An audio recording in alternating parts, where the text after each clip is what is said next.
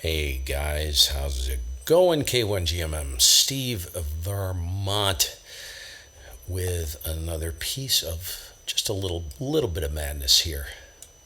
Hope everybody's having a good day. And yes, I have a serious case of antenna envy going on. My antenna is bigger than yours. Yeah. Anyways, we are going to dive into the world of satellites. Hey, Joe. How's it going, Joe? KN4KBH. I have been playing. My goodness, that is hot, but it is good. First of all, everybody say hello to Donovan. Let me get my camera here. I have my friend with me today in the shack, and he is my bestest buddy.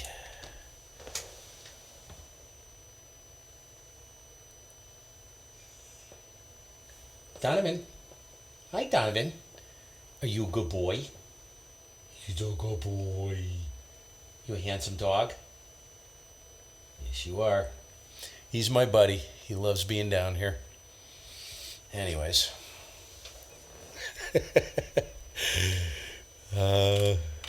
Yeah. Donovan, he's such a good boy. Joe, you still going on your extra? Hey, Northern Dawn, how's it going? See, the guys like you, Donovan. They said hello. I know. So what I've been doing the past couple weeks is I've been diving into the satellite realm. I've been working FM satellites.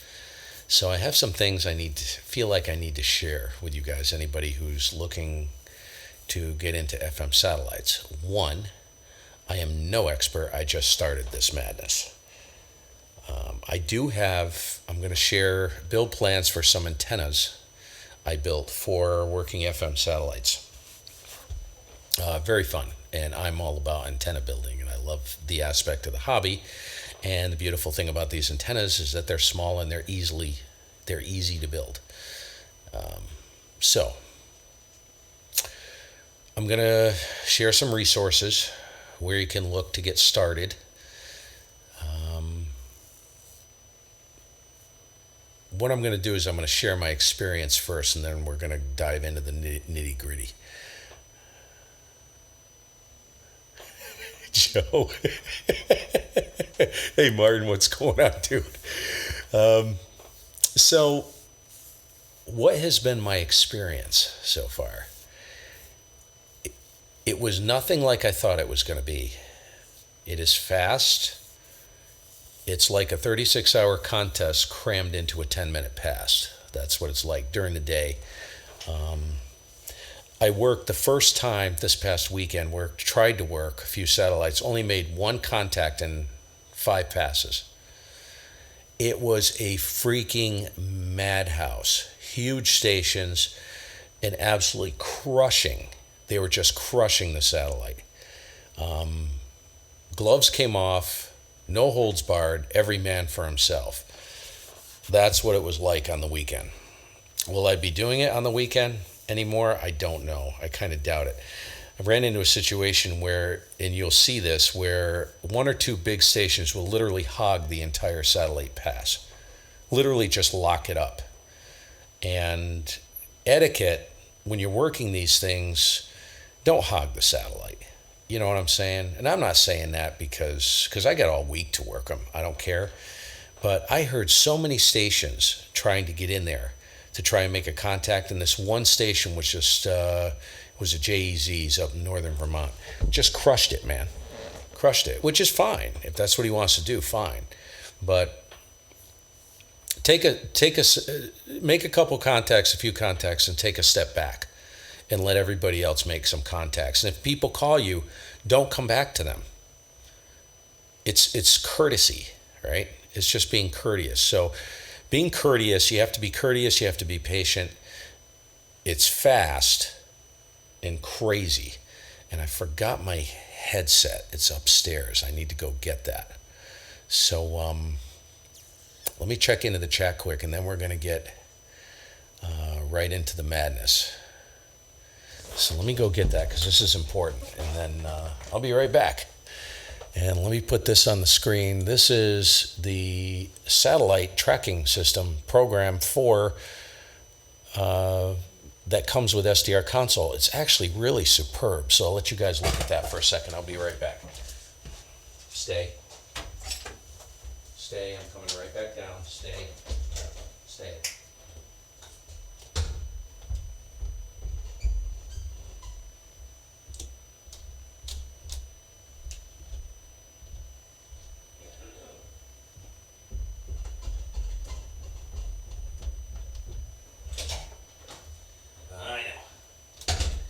I know you, goon. All righty. Okay. So this is the first thing I noticed. I live in a very noisy environment. All right. Yeah, we're going to get into that Northern Dawn. Donovan's perusing the room here. The first thing I found was if you're in a noisy environment, it's a real problem. It needs to be quiet. I couldn't hear anything, right? So, show you what I ended up doing.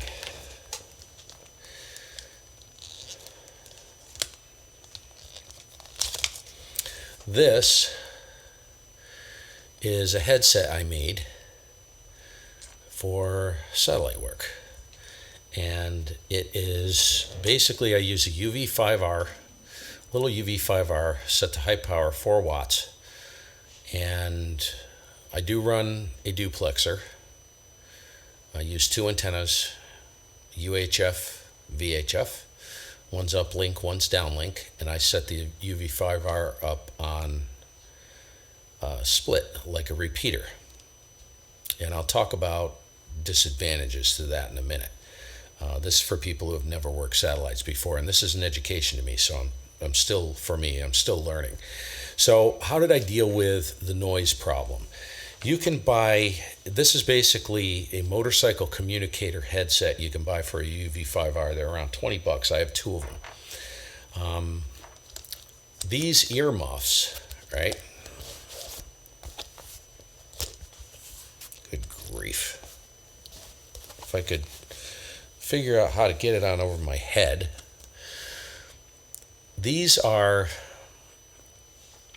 so the motorcycle communicator headsets come with 2 speakers that mount in the helmet and, which side is it? A boom microphone.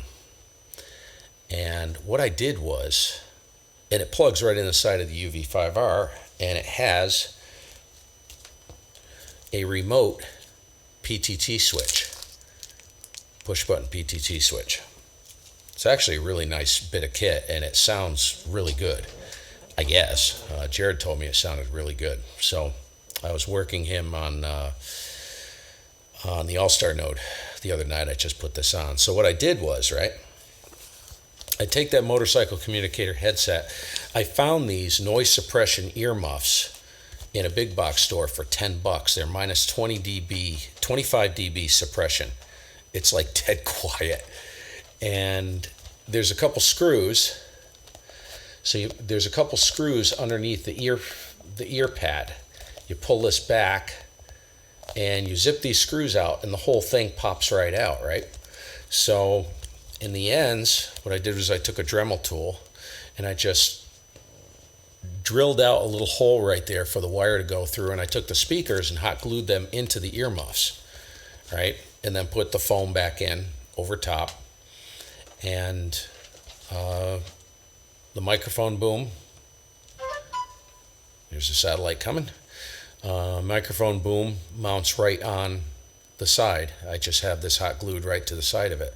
I dropped it like several times, and I can't believe it hasn't popped off there, but $10 for that, $30 for $10 for the earmuffs,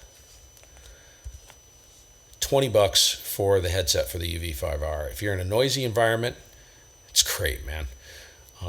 Really works well. So I figured I'd show you that. Now, here's the first thing. This is what I call the Derringer Pocket Rocket. Okay. I didn't come up with that name. My friend Bill, KC1KRK, he says, you know what that thing's like? It's like a Derringer. He says it's like a little hand cannon. I've worked literally in the first 3 passes, I worked 3 countries with this thing.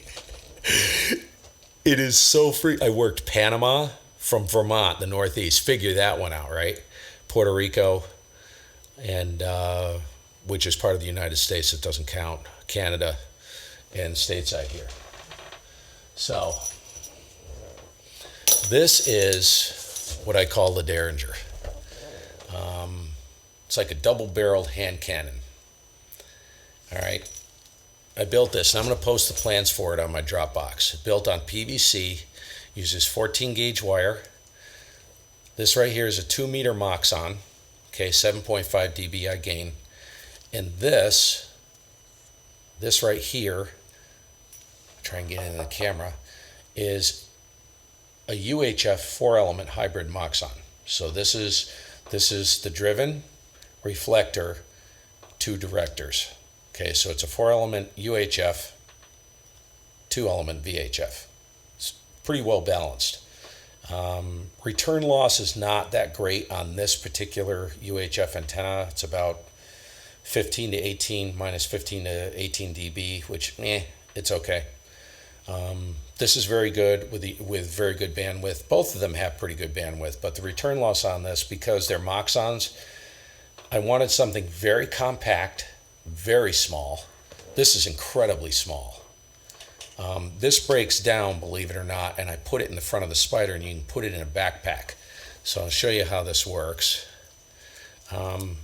These are fiberglass rods. This is 1/2-inch PVC on the boom, for the boom. These are direct feed antennas, 50 ohm coax, and I have 2 long pigtails with 259s which come out to the duplexer. Again, I will get to the duplexer thing in a minute. So when it breaks down, right, you could take this and stick this in a backpack with an HT, with 2 HTs if you want to run full duplex, and you got a really nice smoke and gun antenna that's handheld. And I can tell you, this freaking thing works. It works really good.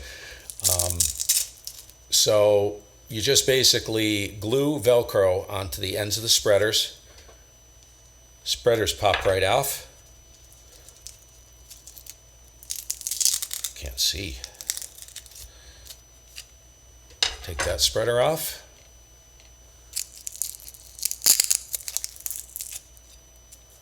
The spreader's off.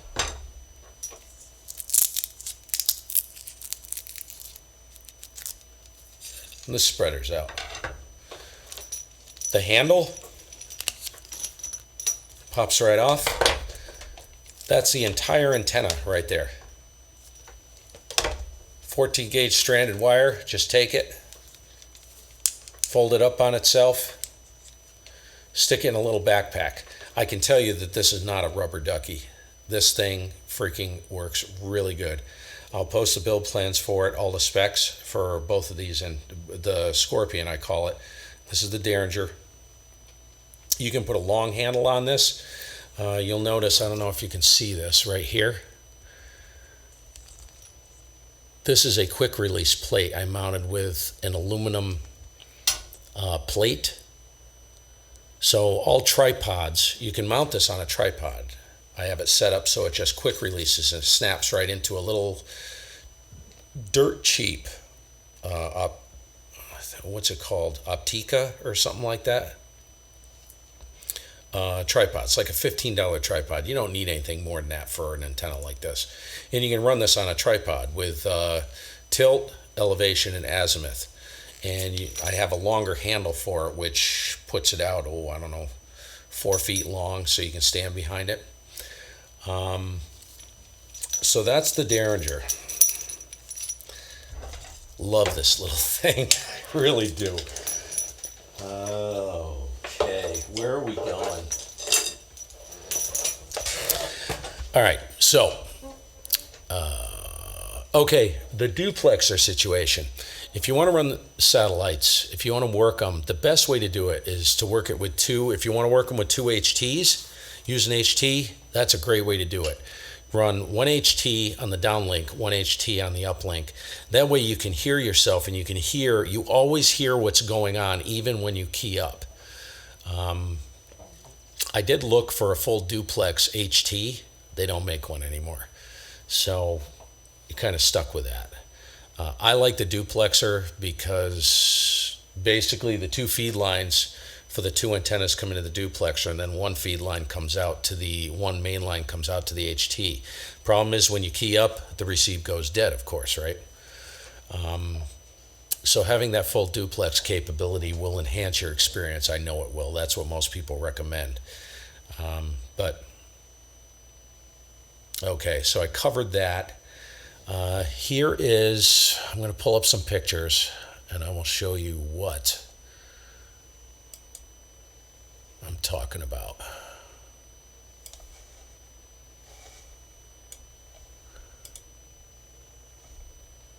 So this is the big dog. Get over the desktop. This is the big dog. This is what I call the Scorpion. I need a goofier name for it though. It's the only thing I can come up with. These are homebrew. They're built on 1/4-inch pancake coil ice maker, basically copper ice maker tubing. This is a very good antenna system. It's large, it's heavy. You need a major support for it. You ain't gonna hand hold it, but it is a fire-breathing dragon. I crap you not. Return loss on these antennas is in the minus 35 to 40 dB realm in the kill box. This UHF Yagi is a direct 50 ohm feed. This is all built on non-conductive material, 3/4-inch PVC. This is a 3-element hybrid Moxon, all built on the same material, 1/4-inch ice maker tubing, copper tubing. Estimated DBD on this. These are 7.5 dBi. With this director on here, the bandwidth is enormous. It's like 4 megahertz of bandwidth on this antenna. It's massive. You don't need that, but it does generate pretty decent gain. You're probably looking at about 8 dBd of gain on this antenna and over 10 dBd on this UHF Yagi. They're good. I've patterned them, swept them with a field strength meter, and also analyzed them on a SiteMaster, which is a commercial analyzer. They're very, very good. What I'm thinking about doing is I'm thinking about taking these, right, this 2-meter Moxon, placing it on the boom. It's gonna screw the antenna up a little bit because there will be interaction between the elements. I know there will be. And it will affect it in a negative way, but it probably won't matter because I'm actually thinking I want to build a station for here at the house. So I'm thinking about morphing these two on a single boom. I'm working on a motor-driven azimuth, elevation, and tilt control that's all operated via the shack. It's not automated. It's not autonomous.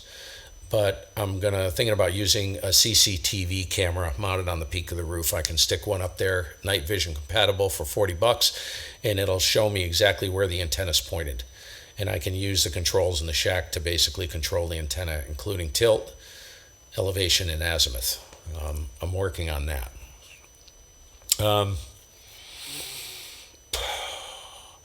I have a TYT 9000 Delta in the truck. That's a 2-meter rig. It does 60 watts on 2 meters. And I'm thinking about picking up a TYT 9000D for UHF. That will do 45 watts. So if I'm going to play on the weekends and I want to crush it, that would be the way to crush it. That's a lot of power considering I'm running 4 watts right now on an HT and have no problem during the week. So that's what that looks like. On this picture, you'll see the duplexer here. I have a small jumper which goes to the HT, which is mounted on the handle, and then the PTT is right here. Of course, the headset. This is a pretty substantial tripod. It's built, the ball head is designed for like very big pieces of glass like what you see on the sidelines in an NFL game. medium and large format cameras. So very robust ball head, extremely smooth. So that system works great. I've gone over to using this exclusively around here, unless I'm on the Spider and I need the portable.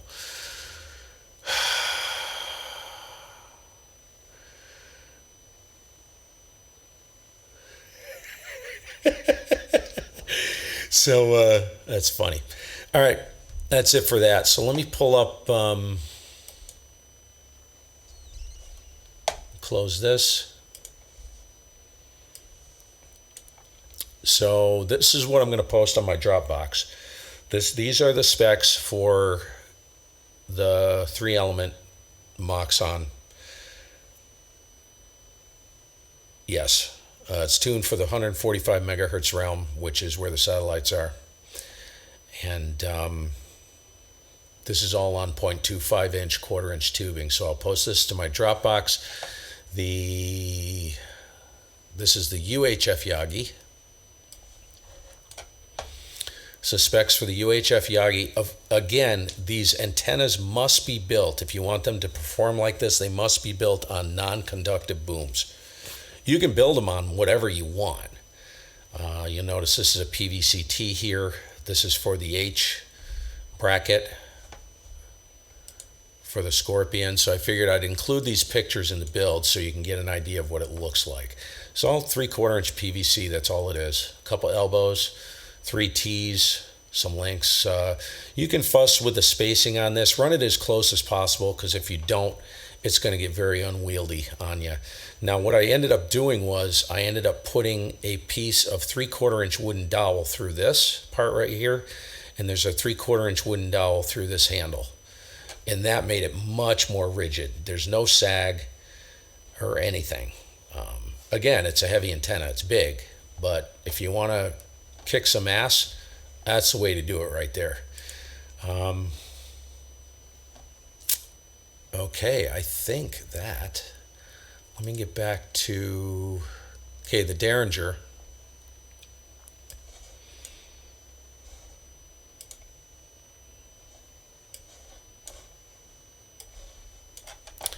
Okay, I'll include a picture of the Derringer there. That's got the short handle. All right, you'll notice there is Velcro right here. I stick the radio to this. You can put it on your hip, but I'm going to get into something, and Jared's probably there too, regarding Doppler shift. You're going to have to accommodate for Doppler shift.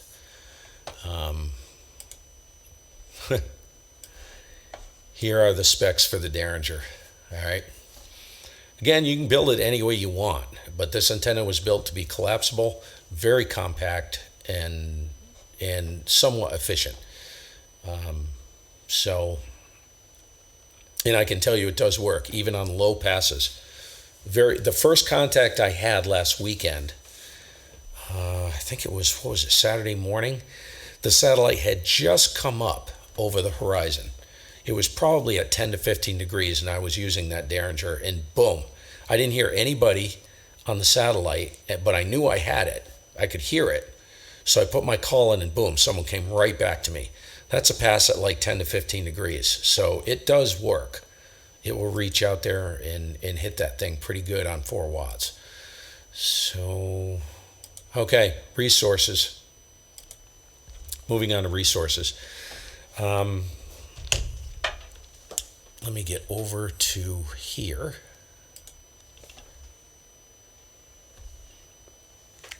Unplug this. Okay, there's a number of resources you can use to put you in the game. One of the best ones I found, and this is very good on Android, but I don't think it's that great on iPhone. There's some things missing on iPhone. It's called ISS Detector. Wait for it to load up.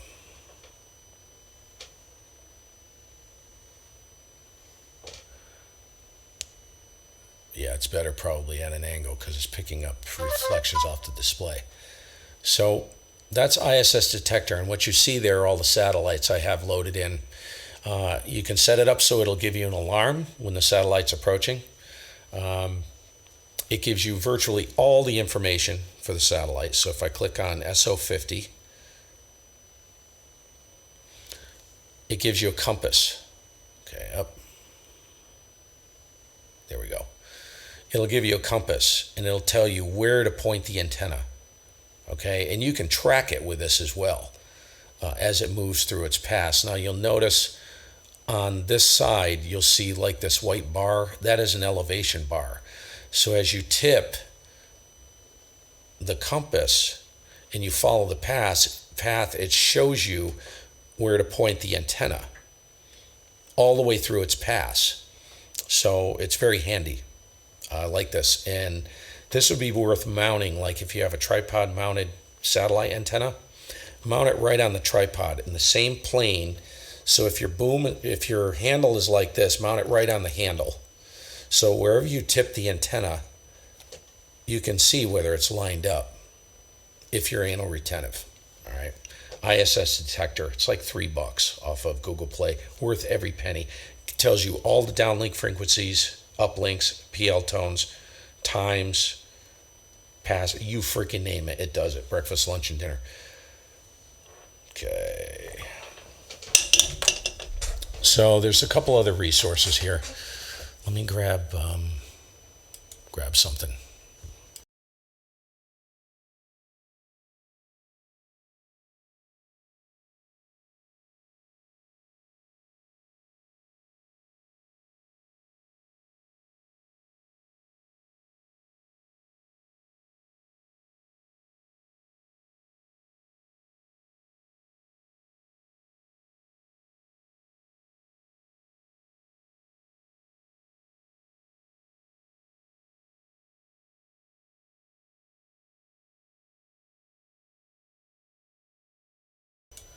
Okay.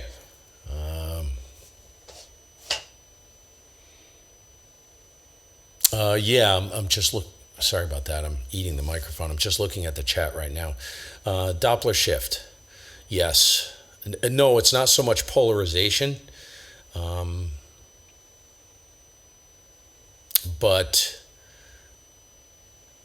okay, how do I explain this? So Doppler shift, basically, you know how if you have a train coming down the tracks, let's say you're standing at a set of train tracks, right? And the train is off in the distance and you hear it coming.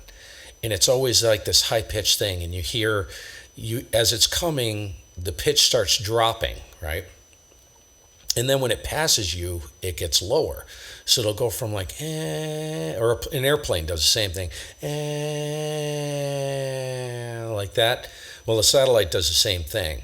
So when you program the frequencies in, you'll have a center frequency in your HT, and that's what the transponder is set on, right? But then you'll have what's called Doppler shift. So you need to program in like 5 kilohertz steps above and below that, because, and this is something Jared and I have both find out as newbies doing this. The Doppler shift on some satellites is quite severe.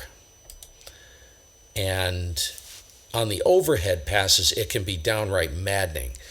Yesterday I was working a pass, I think it was the AO91 or AO92, and as the satellite, let's say I'm here, and as the satellite's coming up from the horizon, like a directly overhead pass, I found the Doppler shift is really severe and it's rapid. Like directly overhead, I started to lose it. So I reached down to the HT and I bumped it one step. Boom, all of a sudden receive was back. I waited for a break and I went to key up and the receive started to fade again. I'm like, are you freaking kidding me? So I bumped it back to neutral, to center, and there it was again. So yeah, it's like this juggling act. You got to be like a circus freak to do this stuff. So you're shifting frequencies, and the other thing which you mentioned, RSK, is the polarization, right? So sometimes you'll have to take the antenna and you'll have to tilt it, right? And you'll notice like Arrow antennas and like the Derringer, it's built in a cross. So you got 2 meter elements and 430 elements, right? Well, very rarely do you ever I've noticed it's not often that I have the elements completely parallel to ground. In other words, horizontally polarized. They're always tilted a little bit, sometimes at a 45-degree angle. And you can tilt that antenna and you'll hear the noise, the static, and then all of a sudden, boom, it'll just lock right in. It'll go dead silent, man. So you need to be able to tilt the antenna as well. So you've got the tilt while you're tracking, and you've got the Doppler shift that you have to fuss with the radio with the different 5 kilohertz steps. So information, just to kind of throw this out there. The problem I've seen with this is there's so much that's fragmented. It's all over the internet. So anything you need to know, you can find there. But there's a couple good resources. This is one. This is AMSAT. This has virtually everything you need to know to get started in satellites. And I'm talking about FM satellites. This is all I do right now. There's what's called linear satellites. Excuse me, I know nothing about them. Zero. There's satellites where you can work all kinds of digital modes. There's PSK, AFSK, CW. There's all kinds of stuff you can do. So AMSAT's there's an AMSAT UK, which I think is superb. I've actually, if I remember correctly, I've gone there. Very well put together website for satellite work. AMSAT UK. Trying to think of course, YouTube. YouTube is a good resource. There is a list. It's an extensive list. Not all birds, just to let you know, not all birds are capable of voice communications. Now, I'm talking about FM voice through satellites, not digital modes or CW or anything. You have to find out what birds are available for voice. Now, I can give you a list right here.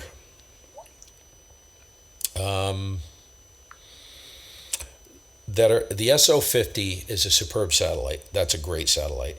The Lilac Sat 2, the SO50 is also called the Saudi Sat. I believe it was launched out of Saudi Arabia or something like that.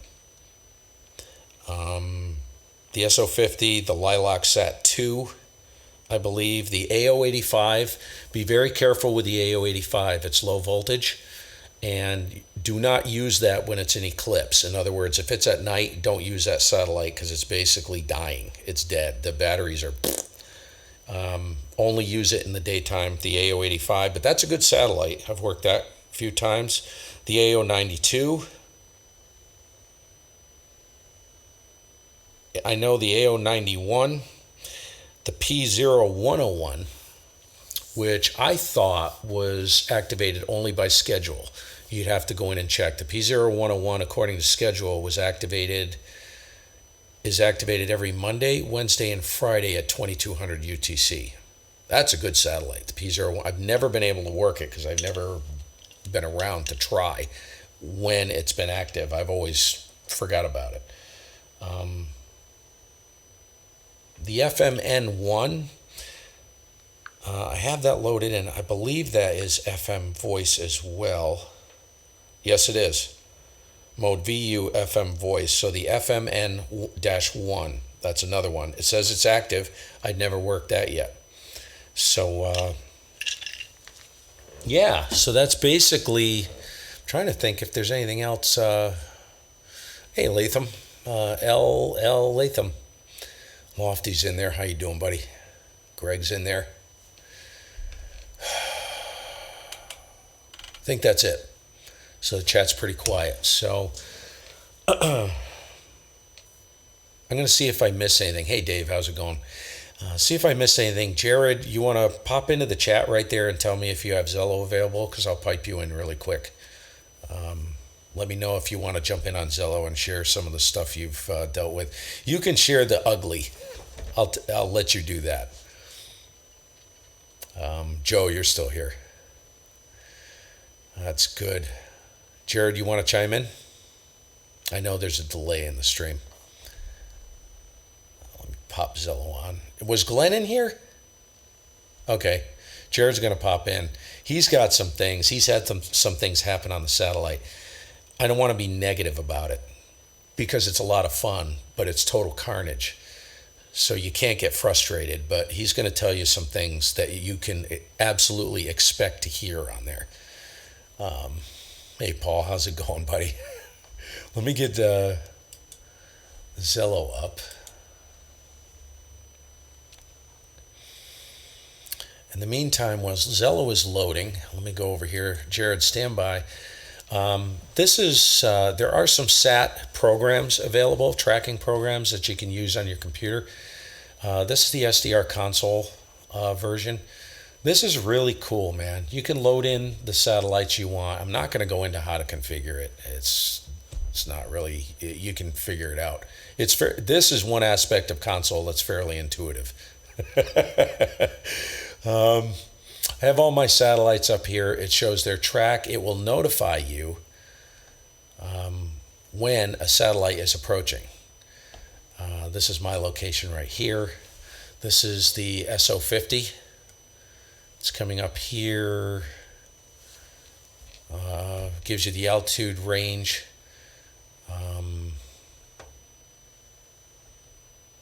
Don't pay any attention to this. I think that's where my radio's. No, I don't know what that is. Gives you the elevation. It's pretty cool. All kinds of things you can do in here with this type of thing. So, all right, Zello is up and running. So let me get to the stream.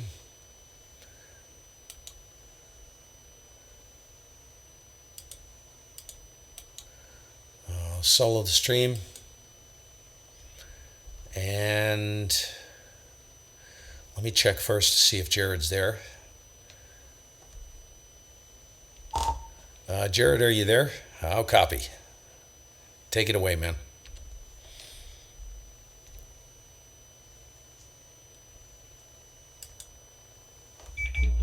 Oh yeah, you're Q5. Looks like I'm like 7-7. On a Northern Dawn, is there an app for tracking stats on phone? I'm not sure the question there. Like on an iPhone, any phone, Android phone, ISS detector works excellent on Android. ISS detector works really, really well on iPhone. However, being, iPhone, there's always pieces of things missing.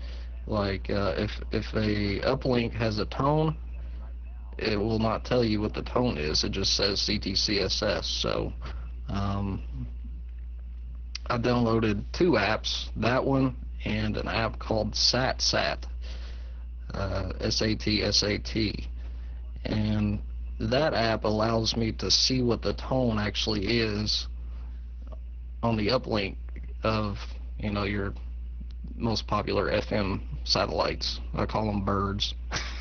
I just call them birds. I just got in the habit of doing that. But those are two really good ones. Heavens Above. Yeah, Android, just ISS detector. That's probably all you'll need, honestly, for Android. It's really good. Like, it scans for you. It'll set an alarm. It'll shoot an alarm to your phone.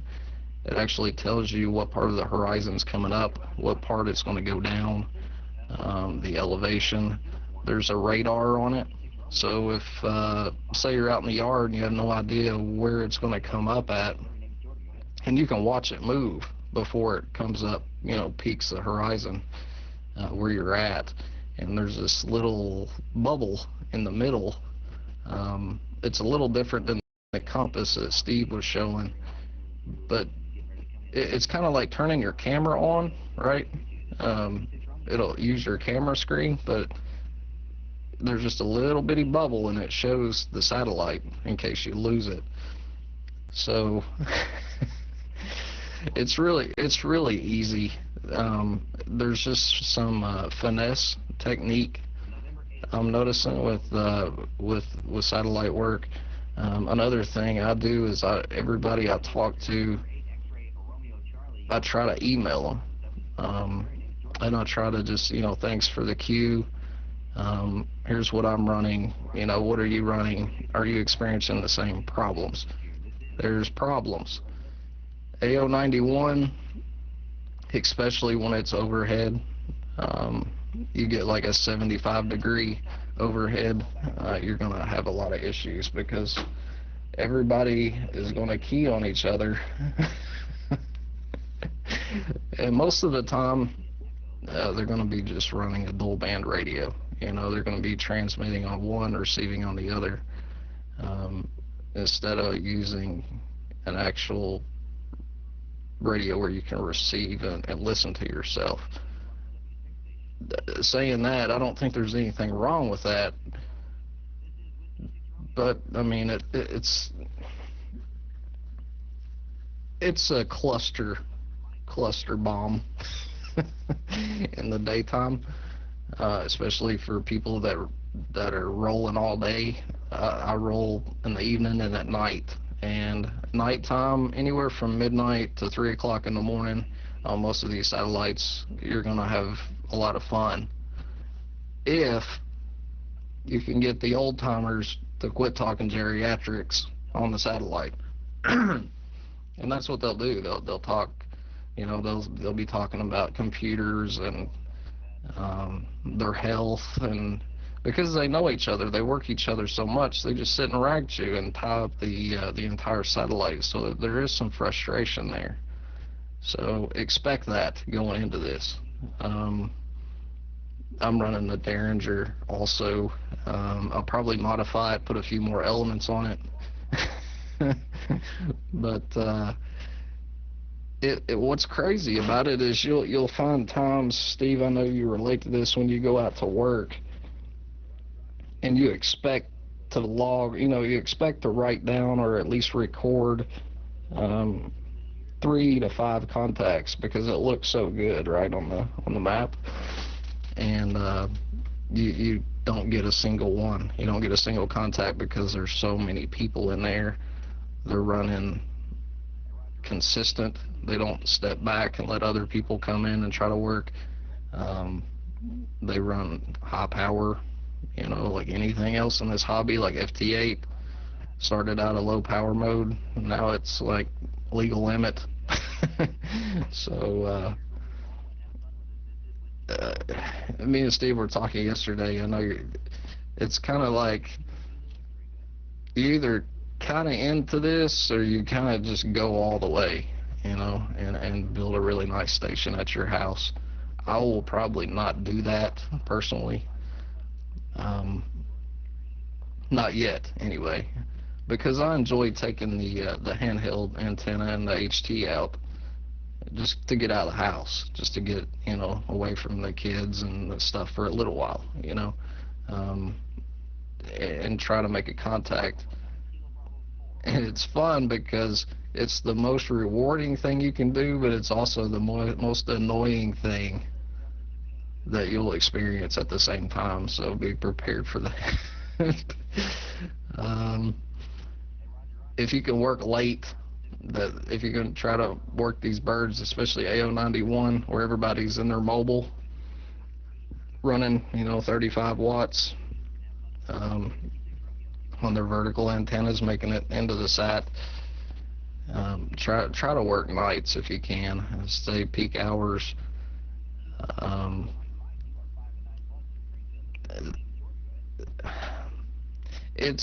It's enjoyable, it really is, but it's kind of like everything else in this hobby. It has a very strong presence of idiots on there that don't care, I think I heard somebody or saw somebody in the stream earlier say they had the guy whistling into the microphone. Man, that guy's on every single pass, just blowing, whistling like he's whistling into a freaking dozy watt meter, tuning up his Palomar amp. So yeah, it's frustrating, but it's still fun. It's another aspect of the hobby that I find is interesting. Um, Tilting your antenna, um, you'll hear you'll hear the satellite. A lot of these satellites, you'll hear them, and they break squelch. I mean, you're supposed to run your squelch open anyway, but they have a noise to them that's it's kind of what it sounds like, and all of a sudden you just hear people talking. It's like, bam, there's people talking. And then you have like, let's say it's up for 13 minutes. You probably realistically have about 5 minutes to make a contact. So that's the God's honest truth. But prepare yourself for 80-meter goons up there. Um, they really should go down to the geriatric band and just stay down there and talk, because the other night I was kind of livid. I went OTT on the guy actually on the satellite. Now if he heard me, I don't know. I doubt he heard me, but I flipped out on him on the satellite. Because there's other people. I can just see as somebody that's new to this, sitting there with their handheld with all the excitement that you get from making your first contact, and they're just listening to these goons talking about this crap that makes no hill of beans to anything. So that's really cool. SDR console. I haven't checked that out, Steve. I'll have to look at that, man. Yeah, the overhead passes that you were talking about, I don't like them yet, unless there's some kind of trickery to it because of the Doppler. You have to set everything up, right? So you're holding. Sorry, you have to set your radio. I use a Kenwood HT, a THF6, and so I'm holding it with my pinky, and I'm using my phone to kind of track the bird until I can get, because it'll take you a little while to understand how the pass is, how it goes, and how fast it goes. Some satellites, I don't know if you experienced this, Steve, like SO50, to me it feels like it stays up longer for some reason. Like I don't know I don't know why that is. Maybe overhead passes are quicker, kind of like being under the train, like under the bridge of the train or something when it comes over. But yeah, moon bounce. That's something I've always wanted to learn about too. Um, Martin, I hope we get you into satellite, man. It's so easy. When you guys build this antenna, if you do, don't use thick wire. Use 14 gauge at the max, stranded, or you'll be like me. You'll be working on it for 10 hours, and realistically, it takes like 20 minutes to make the antenna. I'll kick it back to you, Steve, man. Let you run with it. It's fun though, guys. You should try it. It's another part of the hobby when HF is dead that we can just play with, and have fun. And there's some good people on there too. Everybody I've contacted with a Q over email, they've taught me something, or told me that they experience the same problems, because I thought maybe there's something wrong with the antenna. Maybe I'm doing something wrong, or what the heck is going on here? But this is all completely normal in AMSAT world. So yeah, I'll kick it back over to you, Steve. Thanks for having me on, man. Yeah, no problem, dude. Oh, no problem, dude. If you want to go ahead and kick the stream back on, I'll kick Zello off. Well, I'll leave it running, but it'll may be easier. I don't know. I'll leave it up to you. No, I'll just leave Zello keyed. Maybe, and I'll try and keep this brief. You brought up a good point. Operating protocols. This is a very important aspect of satellite stuff. Let me give you a picture of what it's like. First of all, rag chewing is a no-no. No rag chewing on a freaking satellite, okay? You freaking goons. Not you guys, but anybody watching this video say, oh, this would be a great place to hold a QSO. No, no, no, no, no. You will be hated among men and you will be chastised for it. Do not rag chew on a satellite. There are tons of people trying to work other people on the set. You're not the only ones there. You know what I mean? You're not. When you do this, understand that there are quite possibly hundreds of people trying to work this sucker.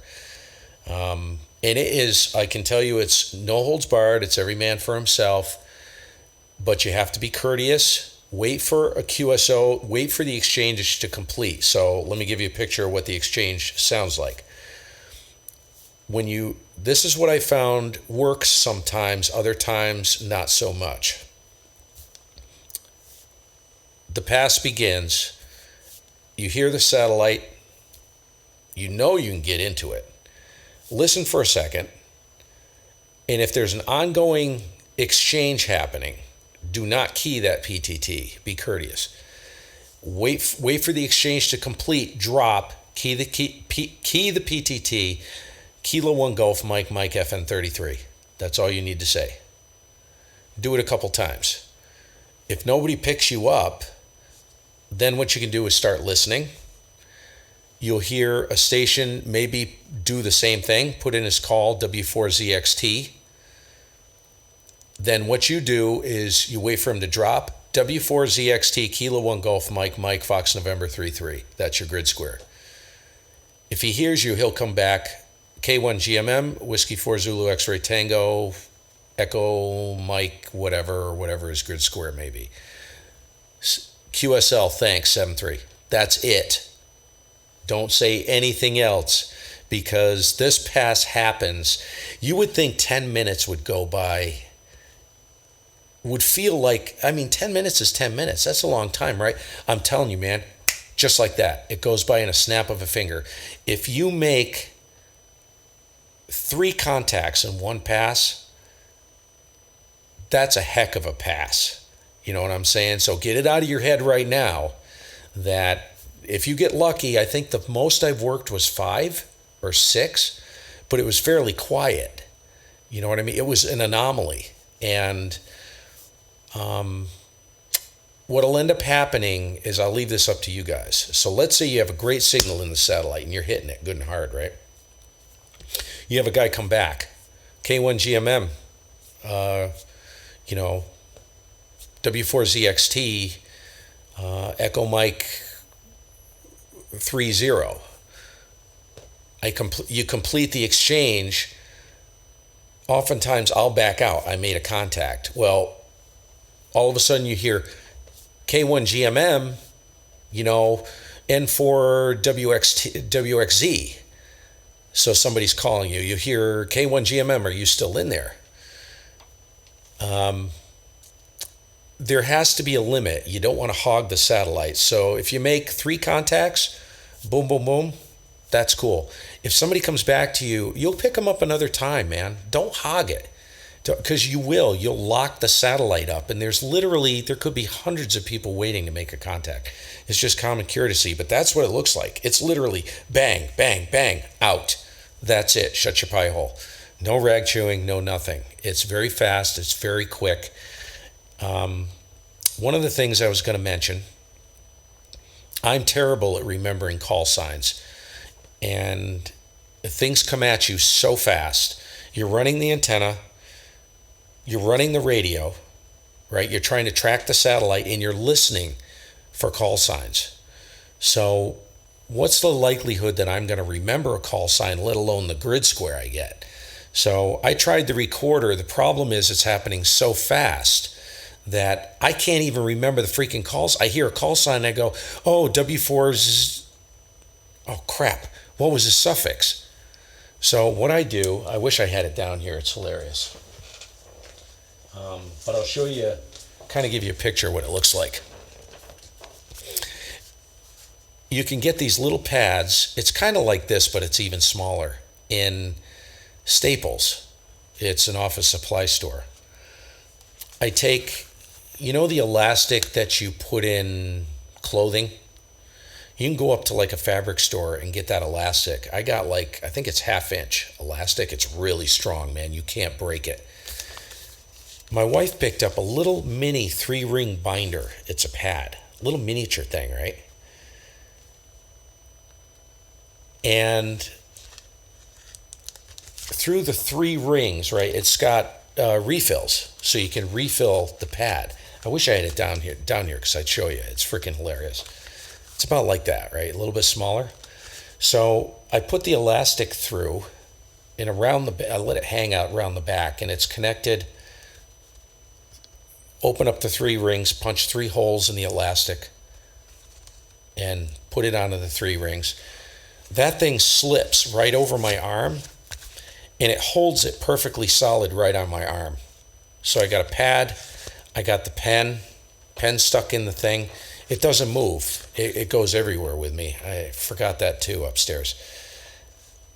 And I use that to log the contacts. And you have to keep in mind, left hand's on the antenna, and if you're holding a radio, when are you going to write anything down? You need multiple hands for all these things. You only have 2 hands. So I have a system.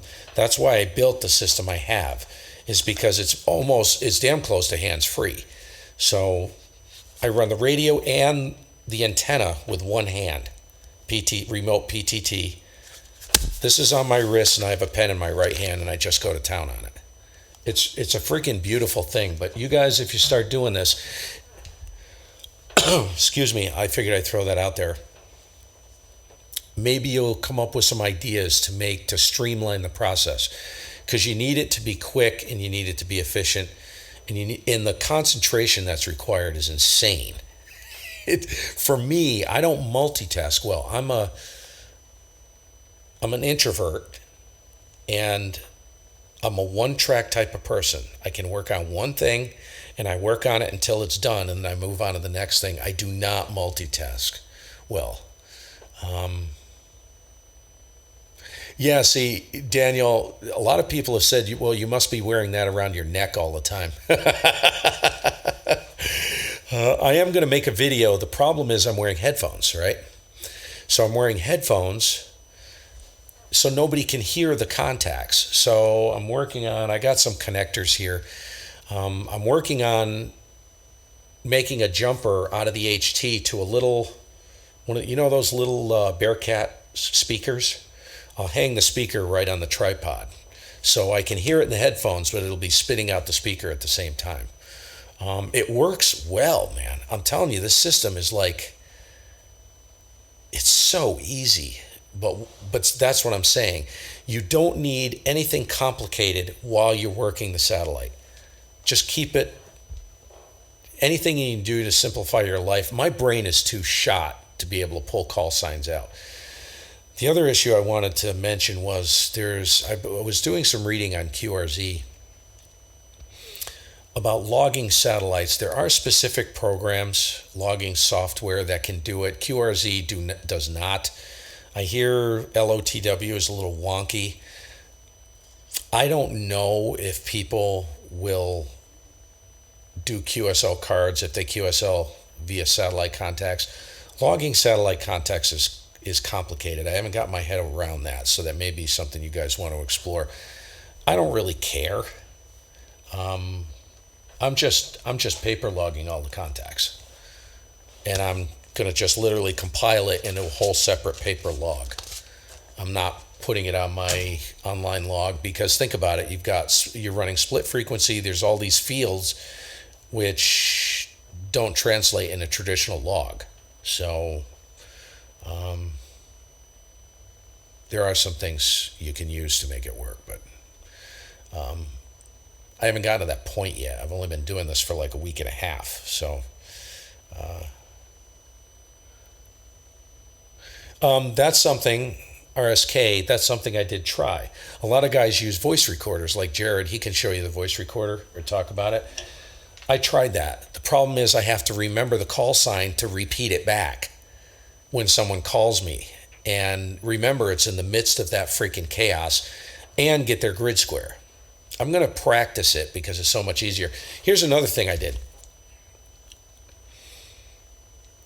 You got to have your phone handy, right? So my wife took this is wire for jewelry making. It's stainless steel, incredibly strong. Drilled 2 holes through the back of the phone case. This is an impact case. And a lanyard just clips onto it. So you just clip the lanyard on and hang it around your neck. So the thing's always with me. If I need to look at it, I just reach down and look at it quick. Most phones have a voice recorder.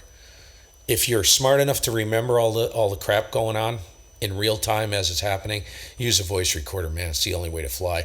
You don't even need a lanyard. Take it and stick it, wear a shirt with a pocket and stick it in your pocket. You know what I mean? Anything. That works great. I've used it before for that, and it works really well. I don't know. There's so many ways to skin that cat. It's ridiculous. Jared, go ahead.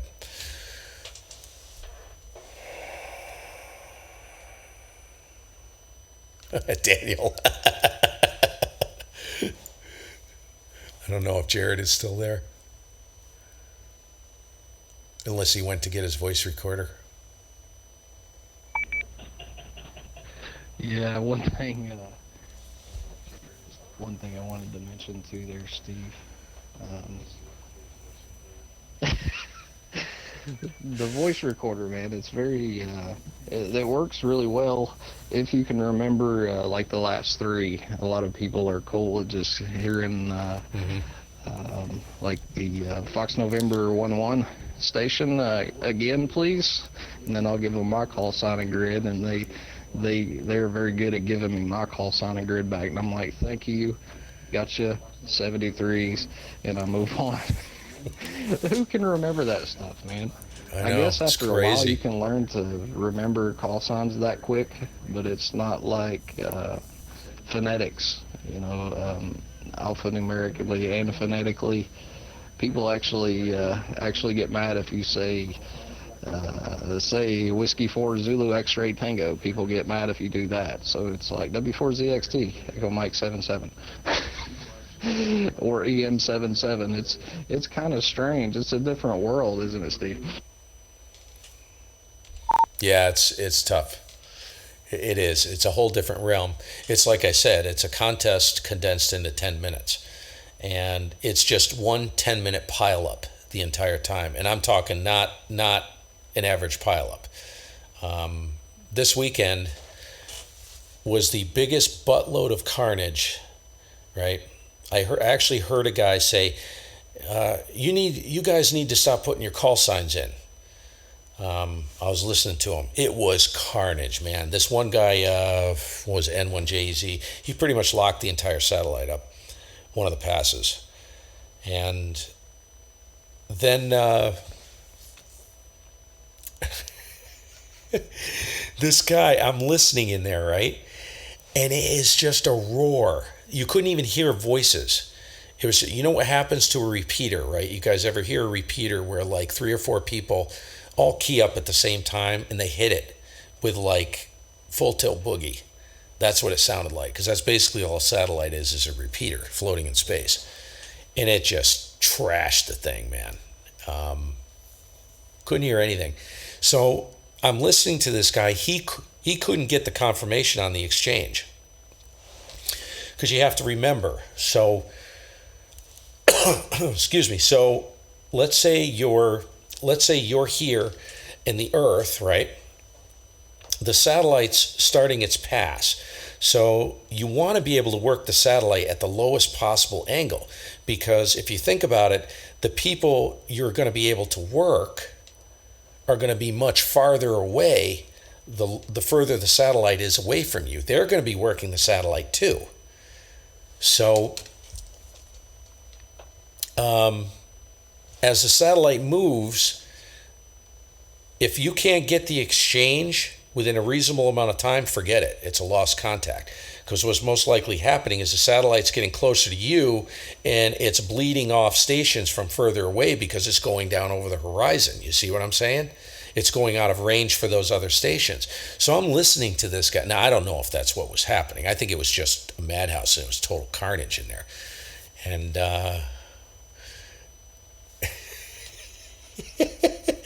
so the guy this guy comes in, he says, you guys need to stop putting your call signs in.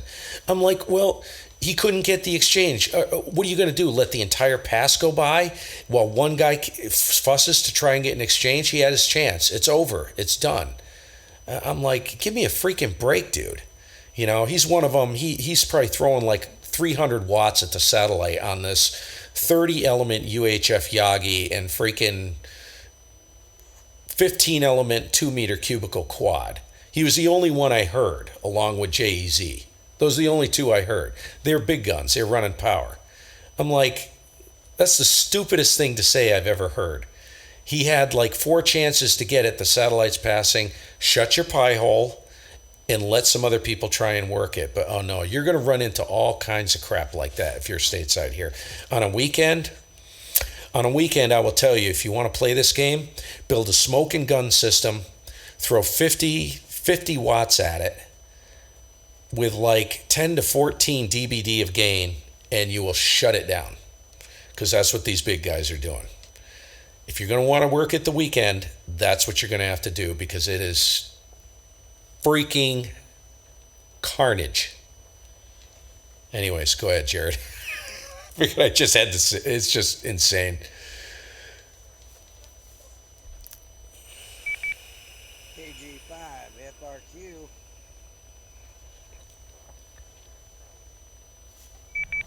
Yeah, it's still fun though. I mean, it really is. There's pros and cons to everything. But the pros, they exceed the cons in this.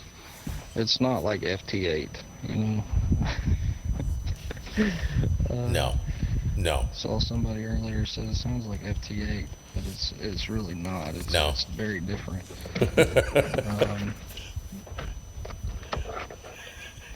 I would probably challenge some guys to try it, you know. Satellite will be visible in 2 minutes. Because I want more opinions on it from people just starting out. SO50 coming in 2 minutes. And see what everybody thinks. Not just like me and Steve. I like to hear from other people as well. Or if anybody finds the stream, you know, and wants to talk about it too. But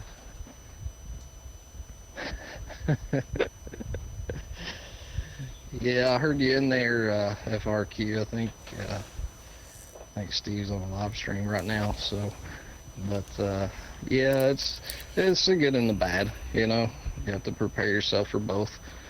Is it worth it? Yeah, I do. I think it is.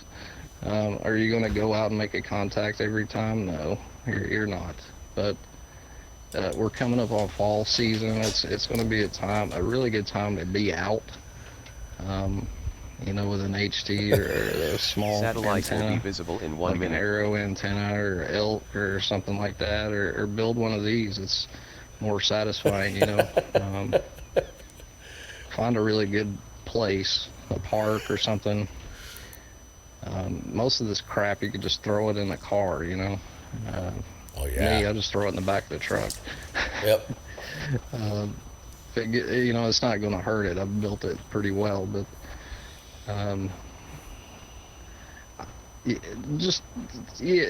expect things like this to happen, kind of like everything else in radio, but have fun doing it.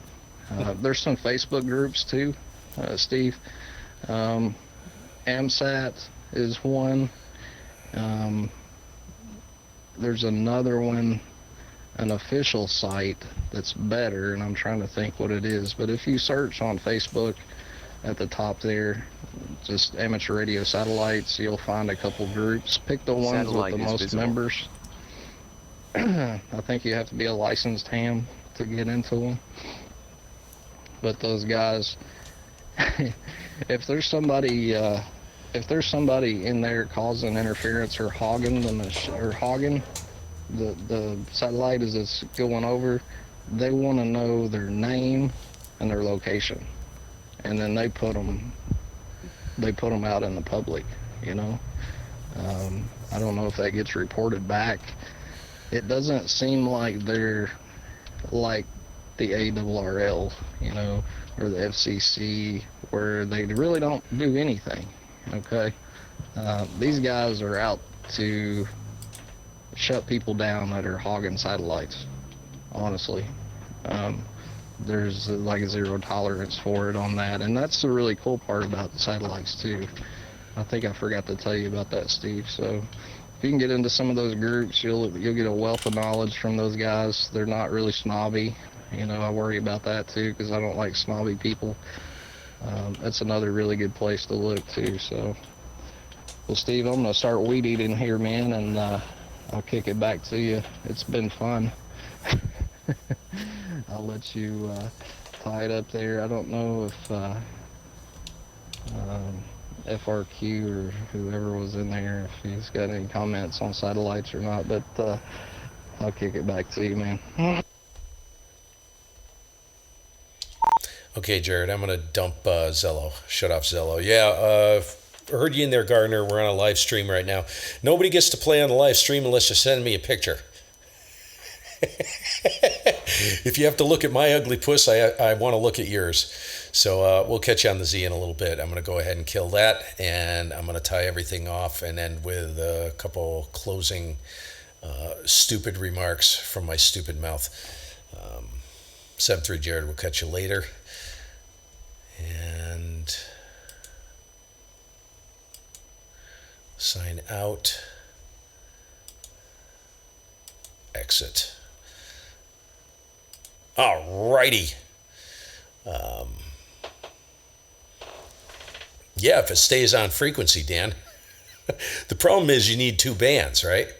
You really need two bands. I know.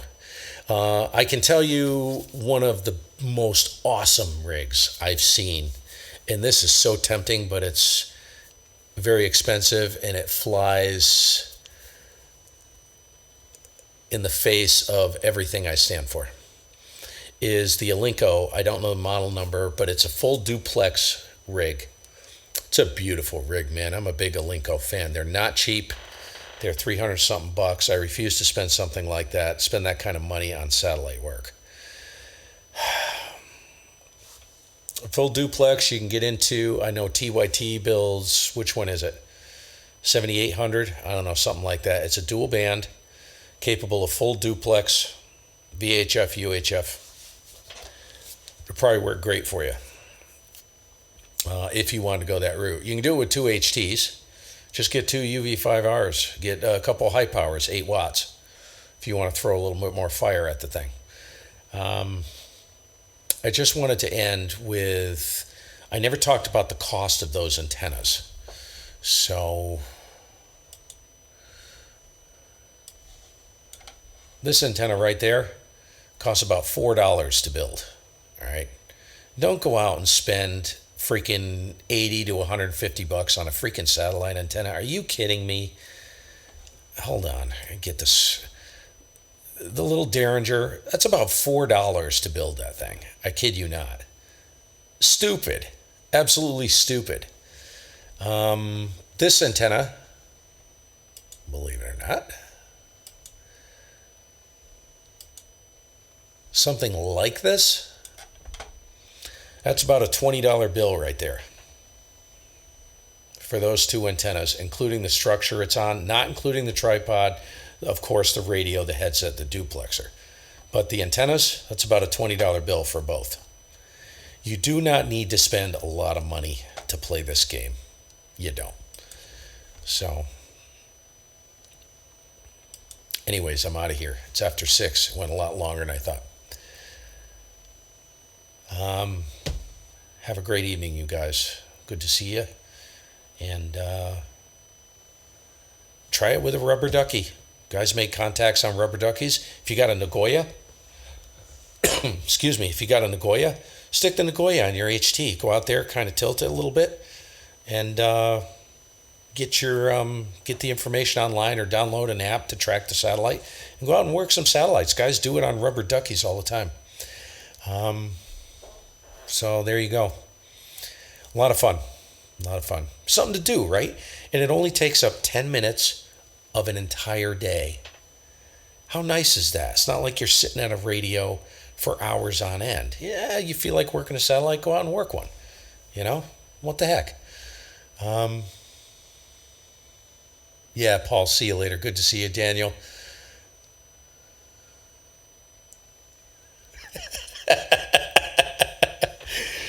Oh my God.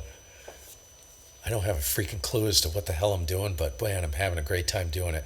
7-3 guys, we'll catch you later. I'm gone. Catch you later on this week, maybe.